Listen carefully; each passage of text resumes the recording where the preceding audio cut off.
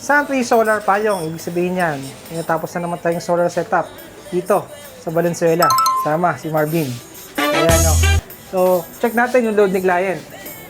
So, ngayon, gabi na. Natapos ng team bubong dito. Alas 11 na, tinapos na natin to. Load ni client, 0.5, battery na lang, no? Ma'am, ito naman, pakita naman namin sa inyo yung combiner box. Siyempre, may pilot light sa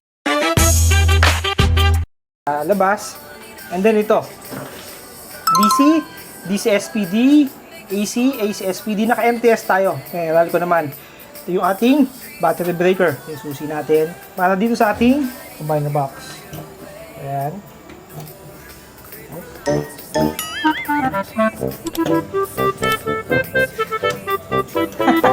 Nahirapan. Sabi natin dito, si Dynes Power Brick.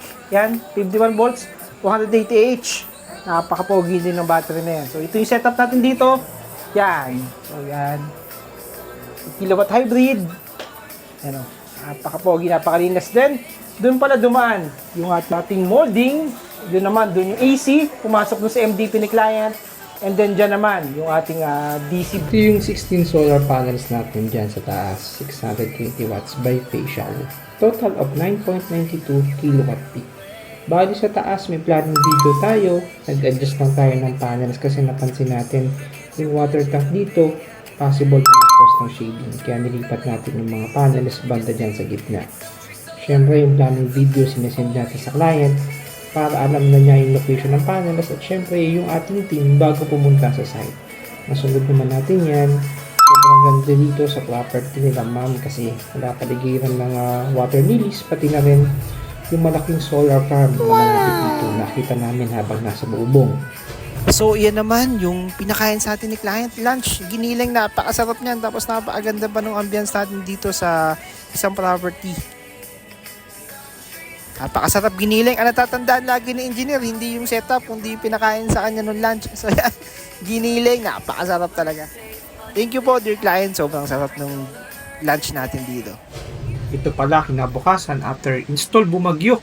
Pinakita sa atin ni client na may harvest pa din. Even sa ganitong weather. Maliit lang yung load ni client sa umaga kaya kahit may typhoon, naka-charge pa rin yung battery up to 70+%. Ayan, ito yung feedback sa atin ni client. Ayan, ginabi na tayo. So, syempre, tinapos na natin para isang abala na tayo kay client. Thank you po talaga sa inyo, ma'am. Sobrang thank you po sa inyo and family. Salamat po sa inyo. Syempre, meron pang pabahon si ma'am. Sobrang thank you po talaga, ma'am. So, hindi ko makakalimutan itong project niya to. Sobrang ganda. Tsaka, binusog tayo ni client. Thank you po sa inyo. Maraming salamat po.